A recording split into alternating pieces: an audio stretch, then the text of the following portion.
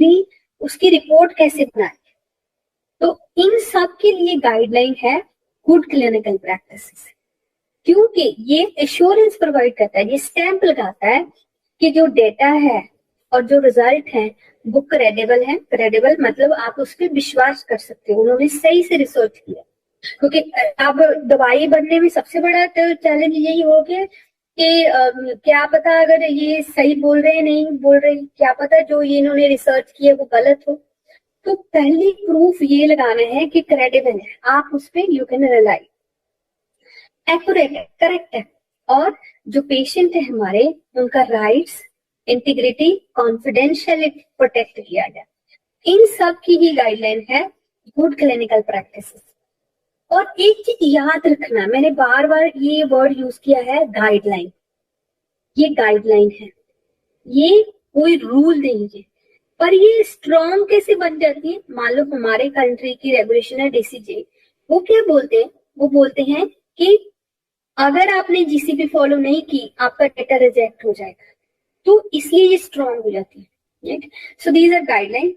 Many time ये question भी पूछे जाते हैं कि ऐसे जीसीपी गाइडलाइन है या रेगुलेशन है, तो स्टूडेंट कई बार कंफ्यूज हो जाते हैं। These are guideline, right. Guideline मतलब आपको फॉलो करना चाहिए, और रेगुलेशन क्या होती है, लॉ। लॉ मतलब रेगुलेशन लॉ, अगर आप फॉलो नहीं करोगे आपको सजा हो जाएगी। जैसे कि आपका लाइसेंस, ड्राइविंग लाइसेंस होता है, आप अगर ट्रैफिक रूल्स फॉलो नहीं करोगे तो आपको पेनल्टी लग सकती है, आपको जेल हो सकती है। Same that is regulation. वो किसका काम होता है, वो कंट्री की रेगुलेटरी बॉडी, जैसे हमारे कंट्री में डीसीजे और यूएस में एफडीए, उनकी ड्यूटी है कि देखना कि ये गाइडलाइन फॉलो हुई या नहीं। और अगर ये गाइडलाइन फॉलो नहीं हुई तो आपका डेटा रिजेक्ट हो जाएगा, ठीक है। सो आईसीएच क्या है, दे स्टैंडर्ड है कि कैसे, पर इसको आईसीएच जीसीपी E6 भी बोलते हैं। मैं आपको वेब पे दिखाऊंगी कि E6 क्यों बोलते हैं। ई इज एफिकेसी, 6 इसका नंबर है, बट मैं आपको एक्सप्लेन करूंगी कैसे। ये स्टैंडर्ड है design, conducting, recording and reporting.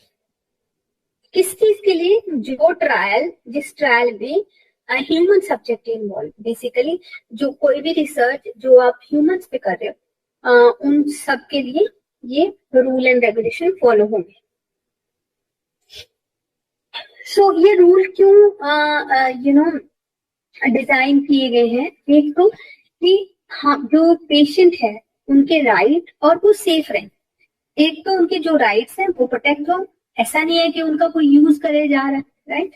ऐसा ऐसा नहीं होना चाहिए। So that means it is ethics, कि हम एथिकल काम कर रहे हैं। और दूसरा क्या है कि जो रिसर्च कर रहे, जो डेटा आप बना रहे हो उस रिसर्च से, जो रिपोर्ट आप जनरेट कर रहे हो वो क्वालिटी हो, राइट। वो डेटा ट्रू हो, ऐसे नहीं है अपने मन से बना। तो इन सब चीजों को ये हमारा आईसीएच जीसीपी रेगुलेट करता है। सो एथिक्स प्लस क्वालिटी डेटा, ये क्या बन जाता है, GCP. So ethics plus quality data is GCP. ये लाइन तो आपको ना ऐसे याद होनी चाहिए, protect right, safety and wellbeing of the subjects. तो ये रूल एंड रेगुलेशन किस किस के लिए बने हुए हैं, जैसे हमने बोला था कि कौन सी पार्टीज हैं हमारे क्लिनिकल ट्रायल में, पेशेंट है, इन्वेस्टिगेटर है, स्पॉन्सर है, सोसाइटी है। हम इनके बारे में आगे चल के पढ़ेंगे। इन सब रूल में इन सब की डेफिनेशन भी दी हुई है कि पेशेंट कौन हो सकता है, इन्वेस्टिगेटर कौन हो सकता है, स्पॉन्सर कौन हो सकता है। सो इन सब की डेफिनेशन भी वहां मिलेगी। और हमारे ट्रायल सब्जेक्ट को कैसे प्रोटेक्ट कर सकते। Can you please tell me what is inform consent, any idea what is inform consent? गलत भी होगा तो नो प्रॉब्लम।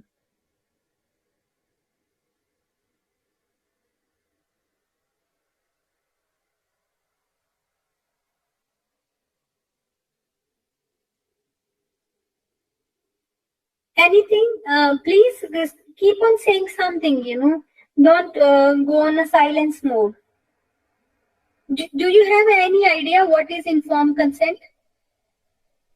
मैम जो हमें इन्फॉर्म मिलता है उसको कंसेप्ट को समझने के लिए हम उसको इन्फॉर्म कंसेप्ट करते हैं। नहीं नहीं, जब कोई रिसर्च होती है ना, ये इन्वेस्टिगेटर है, ये पेशेंट से हाँ पूछेगा कि क्या ये हाँ खून हम आप इस ट्रायल में पार्टिसिपेट लेना चाहते हो या नहीं। इन्फॉर्म्ड मीन्स इन्वेस्टिगेटर उनको बता रहा है, कंसेंट मीन्स पेशेंट अच्छा एग्री कर रहा है, राइट। तो कोई भी अच्छा रिसर्च होती है, जब इन्वेस्टिगेटर डॉक्टर्स पेशेंट से पूछते हैं कि आप एग्री कर रहे हो, दैट इज इन्फॉर्म्ड कंसेंट। अगर आपकी फैमिली में किसी बंदे का ऑपरेशन हो, तो आपने हाँ सुना होगा कि डॉक्टर ने साइन ले लिए, ऐसा सुना है ना। तो वो इन्फॉर्म्ड कंसेंट होता है, क्योंकि वो आपको बताते हैं कि ये ऑपरेशन हो रहा है, इसमें ये सब हो सकता है, मे बी आपको ये कॉम्प्लिकेशन आ सकती है, आप समझ गए, आप समझ गए हो तो साइन कर दो। अगर आप नहीं कराना चाह रहे तो भी आपकी ठीक है।